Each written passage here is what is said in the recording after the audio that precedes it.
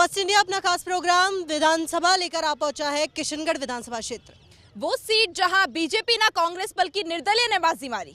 इस बार बीजेपी, कांग्रेस या कोई और, कौन बनेगा यहाँ का सरताज? किसके मुद्दे में है कितना दम, ये जानने के लिए आप पहुंचे हैं हम। मैं तृप्ति, मैं डिम्पल। इस बार विधानसभा में जनता किसकी करेगी सीट पक्की, और इस बार विधानसभा में जनता किसकी करेगी छुट्टी, यही जानने के लिए फर्स्ट इंडिया लेकर आया अपना खास शो विधानसभा। आरंभ है प्रचंड, तो चलिए करते हैं शुरुआत।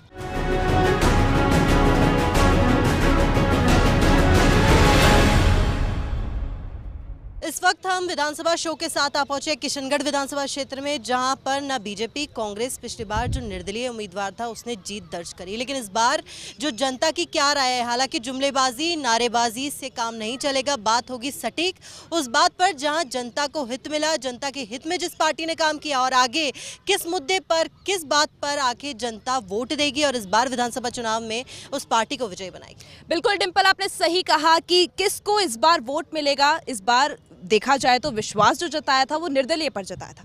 लोगों ने विश्वास जताया, कितना काम हुआ है, और अब जनता आखिर वोट क्यों दे, किस मुद्दे पर इस बार निर्दलीय, कांग्रेस किस मुद्दे पर भाजपा इस बार वोट की अपील करने वाली। लेकिन शुरुआत करते हैं उस पार्टी से जिसने यहाँ पर अभी धाक जमाई हुई है। तो आपसे मैं जानना चाहूँ, तो इस बार जनता से वोट की अपील आखिर किस मुद्दे पर, क्या कहेंगे, कौन से विकास कार्य इस बार आपने किए हैं? विकास के मुद्दे पे। विकास कौन से कार्य हुए हैं यहाँ पे? विकास के सड़कों के निर्माण है, जो 50 साल में निर्माण नहीं हो पाए थे किशनगढ़ में, वो आज निर्माण मतलब काफी हद तक अच्छे हुए हैं। हमारे का तो मुद्दा है, उसके अलावा हाँ, कई काम हुए हैं, मतलब आम जनता के हित में गाँवों में भी काम हुए हैं। पार्क भी विकास की देन है। ये पार्क है, इस एमएलए की विकास की देन है। और जो 5 साल में मैंने जो काम किया देखा है ना, 4.5 साल में मैंने कोई भेदभाव नहीं देखा।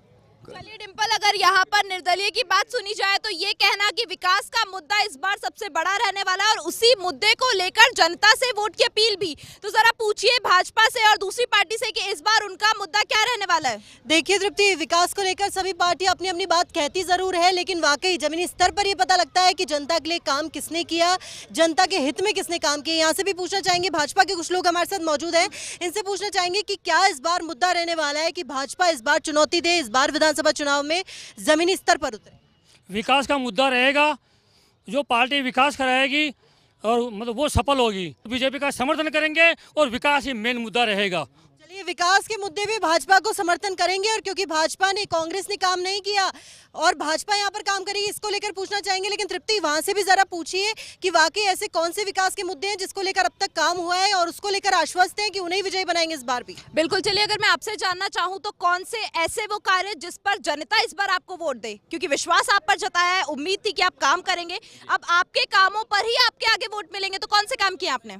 हमारे सुरेश जी टांग साहब जो विधायक साहब है, उन्होंने रोड बनाई है, 4 लेन रोड मेन बाजार में, जो आज तक कभी बन नहीं सकती थी। अगर ये विधायक नहीं होता शायद ये रोड नहीं बनती। अपन जो जहाँ खड़े हैं, ये पार्क, यहाँ जो भयंकर गुंडागर्दी, या ये 2 मुद्दे मैं पहले भी सुन चुकी हूँ, इनके अलावा तीसरा कुछ? तलाव झील है, उनका जीर्णोद्धार किया है, चौपाटी बनाई है, बहुत ही अच्छी जो सुंदरता है, पर्यटक आएंगे देखेंगे तो उस चलिए, सौंदर्यकरण की बात जो है डिम्पल वो यहाँ पर रखी गई है। सड़क और इस पार्क का मुद्दा पहले भी हमें यहाँ पे बता चुके थे लोग, उसके अलावा जो यहाँ पर लाइट्स की बात की गई है और भी बहुत से मुद्दे। चलिए, ये मुद्दे हैं निर्दलीय पार्टी के जो विकास कार्य इन्होंने यहाँ पर किए। जरा भाजपा से पूछिए वो कितनी एक्टिव रही है इन दिनों में। देखिए, बिल्कुल जहां पर बात सौंदर्यकरण की हो रही है क्षेत्र की, वो तो है ही, साथ ही साथ इस पर भी बात कर लेते हैं कि मूलभूत सुविधाओं को लेकर यहाँ पर कितना काम हुआ है, विकास को लेकर यहाँ पर कितना काम हुआ है। यहाँ से भी पूछना चाहेंगे कितना काम यहाँ पर अब तक देखने को मिला है, क्या मुद्दे हैं ऐसा जिस पर जनता अभी भी काम देखना चाह रही है? विकास को देखना चाहेंगे तो 4.5 साल में यहाँ पे किशनगढ़ सिटी में 4.5 साल में यहाँ पे कोई काम नहीं हुआ है। किशनगढ़ सिटी की जो प्रोग्रेस है वो जनता देख रही है। 3 साल तक कंटिन्यूस सड़कें खुदी हुई थी, एक्सीडेंट पे एक्सीडेंटल हुए हैं, एक्सीडेंट जोन बना है। आने वाले टाइम में बारिश का सीज़न चालू हुआ है, होने वाला है, उसको लेके कोई तैयारी नहीं है। तो विकास का मुद्दा 1-2 सिटी में काम होने से विकास का मुद्दा प्रॉपर सोल्व नहीं होता है। देखिए, साफ तौर पे ये कहना तृप्ति कि 4.5 साल में, क्योंकि चुनावी साल है और कुछ ही महीनों में विधानसभा चुनाव होने वाले हैं, उसके बावजूद भी 4.5 साल में यहाँ पर कोई विकास नहीं हुआ है। जरा पूछिए, क्योंकि यहाँ पर जो मौजूदा विधायक है वो निर्दलीय हैं, तो उनसे जरा पूछें, यहाँ पर जो कार्यकर्ता हैं उनसे भी जरा बात कीजिए कि वाकई ऐसे कौन से मुद्दे जिसको लेकर काम अब तक देखने को नहीं मिला जनता को। बिल्कुल, ये कहना निर्दलीय का कि बहुत से विकास कार्य हुए और गिनवाए भी जा रहे, तो आखिर विपक्ष के पास वो मौका क्यों है, वो बातें क्यों है कि वो आपको लगातार घेरिए, क्यों कह रही है कि यहाँ पर विकास नहीं हुआ? मैं ग्रामीण प्रवेश से हूँ, राजेंद्र सिंह भाटी। मैडम, मैं पूरे किशनगढ़ विधानसभा क्षेत्र की ओर से कहना चाहूँगा कि किशनगढ़ ही नहीं, एक पूरे राजस्थान के लिए एक गर्व की बात है कि बीजेपी के होते हुए, कांग्रेस के होते हुए, जितनी भी तमाम पार्टियों के होने के बावजूद भी कोई नेता, मतलब जन जन का नेता पहली बार किशनगढ़ में पहली बार निर्दलीय बनके अगर जीतता है तो उसकी लोकप्रियता कितनी बड़ी होगी जीतने से पहले, ये इस बात से अंदाजा लगाइए कि आप वो कैसे दिलों के मतलब कितने सरताज बने हुए हैं, कितने दिलों में राज करते हैं, कितने निचले स्तर तक, जमीनी स्तर तक वो सुरेश टांक साहब जुड़े हुए हैं। तो ये आप ग्रामीण परिवेश से पूछिए, शहरी परिवेश से पूछिए, शिक्षा का क्षेत्र ले लीजिए, आर्थिक क्षेत्र ले लीजिए, रोजगार का क्षेत्र ले लीजिए, विकास का क्षेत्र ले लीजिए, शहरीकरण में सौंदर्यता का क्षेत्र ले लीजिए। आप मैं ग्रामीण क्षेत्र की बात करूं तो 160 करोड़ की लागत से ग्रामीण क्षेत्र में सड़कें और पुल का कार्य कराया टांक साहब ने। 40 साल में पहली बार अगर किसी एमएलए को कोई अवार्ड दिया जाता है तो मैं कहता हूं किशनगढ़ का एमएलए नहीं, राजस्थान के एमएलए में नंबर 1 का खिताब देना चाहिए सुरेश जी टांक साहब को। क्यों देना चाहिए कि 1500 करोड़ के कार्य विधानसभा क्षेत्र किशनगढ़ को मिले हैं। आप देख लिए किशनगढ़ का सौंदर्यीकरण हुआ, आरके बस स्टैंड से लेके परासिया बस स्टैंड तक 22 करोड़ की लागत से आपका ऐसा जो किशनगढ़ की हार्ट लाइन है, मेन रोड है। डिम्पल, ये बात कहना तो बहुत सही है कि भाई 1500 करोड़ के जो लागत कार्य है वो यहाँ पर हुए, जरा इनका जवाब है विपक्ष से जानना चाहूंगी, इस पर क्या कहेंगे वो? देखिए, बिल्कुल तृप्ति, लगातार बात यहाँ पर की जा रही है विकास की कि अब तक जितने काम पहले जो पूर्व विधायक थे उन्होंने नहीं करे, उतने इस बार यहाँ पर हुए, इस कार्यकाल में काम हुए। यहाँ से भी जरा पूछना चाहेंगे कि वाकई ऐसे कितने काम हैं जो अब तक हो चुके हैं और ऐसे काम कौन से देख चुके हैं और भाजपा ऐसे कौन से काम करेगी आगे? भाजपा हमेशा ही विकास की राजनीति करती आई है। हमेशा भाजपा हर बार सब वर्ग को साथ लेके आगे बढ़ने का काम किया है। भाजपा ने 70 सालों में जो देश में काम लिया वो मात्र 14 सालों में करके दिखाया। आगे भाजपा राजस्थान विधानसभा के जो चुनाव आने जा रहे हैं वहाँ पे अपनी सत्ता प्राप्त करेंगे और एक बार फिर विकास का मुद्दा हावी होगा। जीत के लिए आश्वासन तो है, लेकिन किस मुद्दे पर है कि भाजपा को ही जीत मिले? क्या कारण है ऐसा? भाजपा कितनी एक्टिव रही है कामों को लेकर? भाजपा एक्टिव रही है। देखो क्या होता है कि विधानसभा का चुनाव हम मानते हैं कि एक लोकल क्षेत्र का होता है, लेकिन मोदी जी का सपोर्ट कड़ी से कड़ी मिलाकर ही चेन बनती है। मोदी जी ने कई कार्य करे। अब ठीक है, हमारे ये पहले जो विधायक हैं इन्होंने 4.5 साल कुछ काम नहीं करवाए। जब चुनावी साल आया तो इन्होंने 4.5 साल तक जब मेरे भाई ने बताया कि कहीं एक्सीडेंट हुए, पूरी रोड उधड़ी हुई थी, इतनी मिट्टी उड़ती थी कि पूछिए मत। दीपावली का सीजन, ईद का सीजन, हम अभी वहां से बताया गया कि 160 करोड़ की लागत से ग्रामीण क्षेत्रों में सड़कों के लिए काम हुआ है। लेकिन जरा पूछिए, क्योंकि बजट में भी मुख्यमंत्री गहलोत ने किशनगढ़ विधानसभा क्षेत्र में जो जो कार्यों के लिए घोषणाएं करी है, जिन जिन चीजों के लिए अपना बजट दिया है, उनके लिए जरा पूछिए कि वाकई उन चीजों पर अब तक काम हुआ है या अभी भी काम होना बाकी है? बिल्कुल, ये सवाल तो बनता ही है कि जो चीजें कथनी में कही गई हैं क्या वो करनी में है, क्या धरातल पर उन पर काम हुआ है? तो अगर इसका जवाब मैं जानना चाहूंगी तो क्या कहेंगे आपकी धरातल पर जो चीजें बजट में मिली थी उनकी कितनी प्रोसेसिंग है? बजट में जो चीज़ें मिली थी 100% प्रोसेसिंग है। ऐसी कोई बात नहीं, जो भी बजट मिला है उसका पूर्णतः उपयोग हुआ है। क्षेत्र से लेकर किशनगढ़ क्षेत्र से लेकर ग्रामीण क्षेत्र तक ऐसी कोई जगह नहीं रही है जहाँ पे विकास नहीं हुआ है। हर जगह विकास। आपसे जानना चाहूँ तो जो विकास कार्य बजट में आए थे उनमें से 4 कार्य आप गिनवाइए और बताइए कि उनका काम कहाँ तक पहुँचा है। देखिए, बजट में जो काम हुए हैं आज तक 40 सालों में किशनगढ़ विधानसभा में कहीं नहीं हुए हैं। चाहे शिक्षा के क्षेत्र में देख लो, चाहे पेयजल के क्षेत्र में देख लो, चाहे आप चिकित्सा के क्षेत्र में देख लो। शिक्षा के क्षेत्र में देखो, बोराड़ा जैसे गांव जैसे में कॉलेज खोला है, कोई छोटी मोटी बात नहीं है। एक ग्रामीण परिवेश में कॉलेज खोलना छोटी मोटी बात नहीं है। अराई बेल्ट में आप देखो ITI औद्योगिक क्षेत्र में विकास हुआ है। आप ग्रामीण क्षेत्र में देखो, जो विधायक फंड होता है, मैं सोशल वर्कर भी हूँ, MKS से ONRI से जुड़ा हुआ हूँ, तो हम गाँवों में जाते हैं, जो प्रशासन गाँवों के संग कैंप हो रहे हैं उसमें देखते हैं कि गाँव में जो काम हुए हैं, जो विधायक फंड होता है, एक आप RTI लगा के पूछोगा एक MLA को क्या क्या काम करना चाहिए। गाँव में ये काम है। आप स्कूलों में टीन सेट पहली बार हुआ है, स्कूल के खेल मैदानों में 4 दीवारी पहली बार हुई है।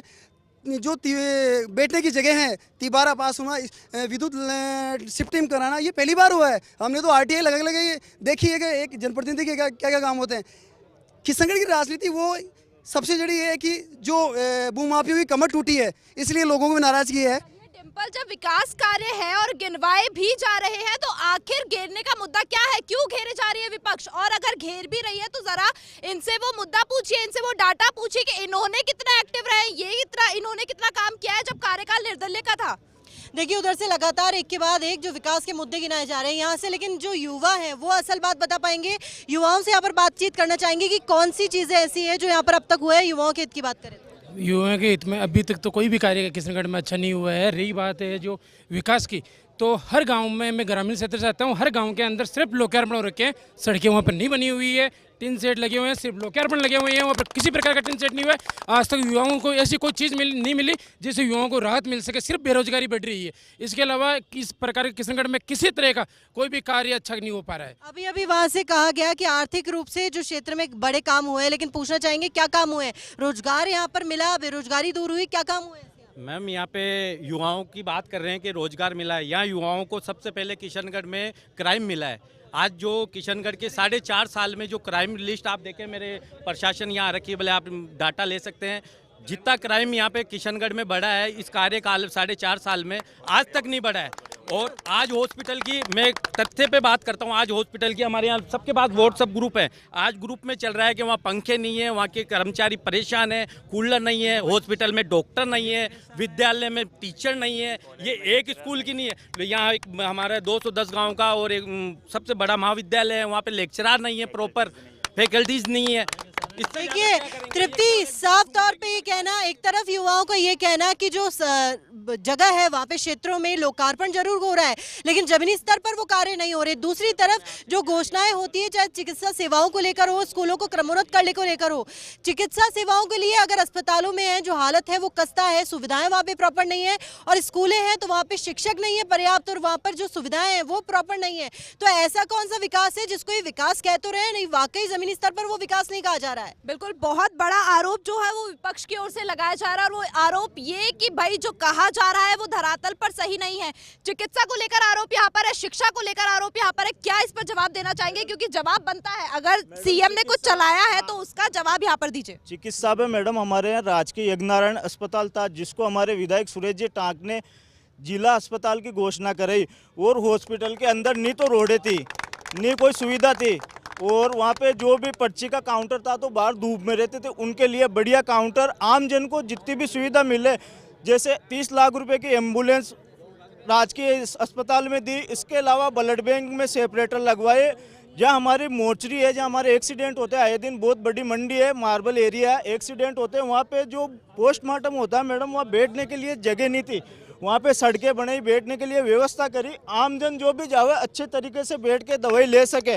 और मैडम जो 5 जगह ग्रामीण क्षेत्र में एम्बुलेंसें दी, कहीं पे है ना चिकित्सा को क्रमोन्नत करवाया, छोटे हॉस्पिटल थे उनको क्रमोन्नत करवाया, हर तरीका में उप स्वास्थ्य केंद्र की घोषणा करी। अभी वर्तमान में हमारे सिटी में 4 जनता। शिक्षा को लेकर भी यहाँ पर बात की जा रही है कि भाई शिक्षक नहीं है स्कूल में, और भर्ती उसकी वजह से जो पढ़ाई है वो नहीं हो पा रही, तो उसको लेकर क्या कहेंगे? मैं तो ये कहूँगा कि सुरेश जी टाक को 4 साल हुए हैं ओनली, उससे पहले 5 साल कांग्रेस, 5 साल बीजेपी आ रही थी।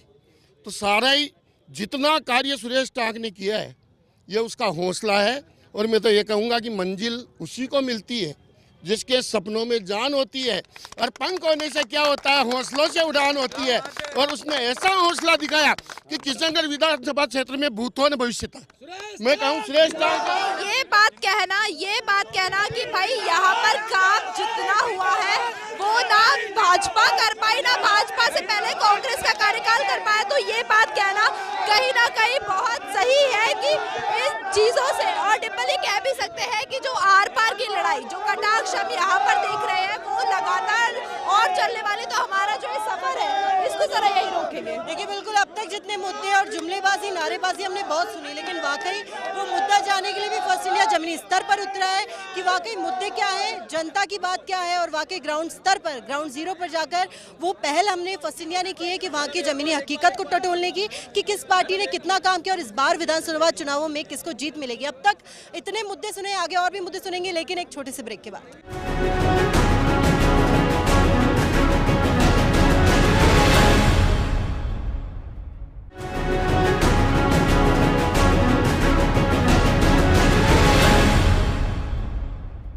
ब्रेक के बाद आप सभी का स्वागत है। और लगातार आर पार की जो लड़ाई थी वो हम यहाँ पर देख रहे थे, सारे ही क्षेत्रों में, चाहे वो शिक्षा हो, चिकित्सा हो या बाकी और क्षेत्रों, उन क्षेत्रों में कितना काम यहाँ पर हुआ है। आर पार की लड़ाई, विपक्ष ने कहा काम नहीं हुआ है, पक्ष ने वो काम गिनवाए जिस पर वो आश्वस्त है कि जनता उन्हें वोट देगी। तो चलिए जो ये सिलसिला है डिम्पल, इसको शुरू करते हैं वापस से और देखते हैं कि आखिर यहाँ की जनता, क्योंकि आमजन भी यहाँ पर मौजूद है, यहाँ की जनता आखिर किसको वोट देगी। देखिए बिल्कुल तृप्ति, अब तक जितनी बातें हमने सुनी, चाहे जुमलेबाजी हो, अलग अलग बात, यहाँ पर आरोप प्रत्यारोप का सिलसिला तो जारी था, लेकिन अब बात होगी सिर्फ एक शब्द है कि इस बार किस पार्टी को वोट मिले और वो उसका कारण क्या होगा, क्यों उस बार उस पार्टी को वोट जाना चाहिए। उन मुद्दों को जरा जानेंगे और वो मुद्दा होगा सिर्फ एक शब्द में। तो चलिए करते हैं शुरुआत। तो एक लाइन, एक मुद्दा और सभी को मिलेंगे सिर्फ 10 सेकंड। अपना एक वर्ड बोलिए, अपनी एक लाइन बोलिए जिसमें इस बार जनता उनको वोट दे। माइक जिसके पास आएगा जवाब सिर्फ वही देगा, तो उसके लिए कोई नारेबाजी, कोई बाकी की बातें नहीं। अगर मैं आपसे जानना चाहूँ तो जनता इस बार वोट किस पार्टी को दे और क्यों दे? सुरेश टाक को वोट करेगी इस बार। मैं आपको शिक्षा के बारे में बताऊंगा। शिक्षा एक सिर्फ आपके पास 10 सेकंड है, क्यों दे सुरेश टाक को वोट? शिक्षा एक ऐसा साधन है जिसमें किशनगढ़ अराई ब्लॉक में 70 स्कूलों को, जो स्कूलों को लेकर, शिक्षा को लेकर एक बहुत बड़ा मुद्दा जिसको लेकर सुरेश टाक जी को इस बार वोट मिलना चाहिए। डिम्पल जरा पूछिए। देखिए बिल्कुल यहाँ से पूछना चाहेंगे क्या मुद्दा इस बार, किस मुद्दे पर वोट मिलेगा? विकास। इस बार भारतीय जनता पार्टी बहुमत से जीतेगी। क्या मुद्दा रहेगा, किस बात पे बहुमत मिलेगा? जिस प्रकार इस बार विधायक महोदय के कार्यकाल को देखते हुए भारतीय जनता पार्टी मौजूदा विधायक के कार्यकाल को देखकर वोट देंगे तृप्ति। मौजूदा विधायक के कार्यकाल को देखकर यहाँ पर वोट दिया जाएगा। अगर मैं आपसे जानना चाहूँ तो यहाँ पर वोट किस पार्टी को मिले और क्यों मिले? विकास के कारण बोले। इनका सांसद है पर इनका सांसद का ये नाम नहीं ले सकते, इनका सभापति है, सभापति का नाम नहीं लेते, बस मोदी मोदी करते हैं। मैं यहाँ पर मुद्दे जानना चाहती हूँ, मैं यहाँ पर वो मुद्दे जानना चाहती हूँ। सुरेश टाक जी को वोट दिया जाए, क्योंकि जो ट्रॉमा सेंटर केवल कागजों में था, आज वो मौके पर मौजूद है। चलिए, तो यहाँ पर वोट निर्दलीय को इसलिए मिले क्योंकि उसने बहुत से विकास कार्य किए। डिम्पल जरा से पूछिए।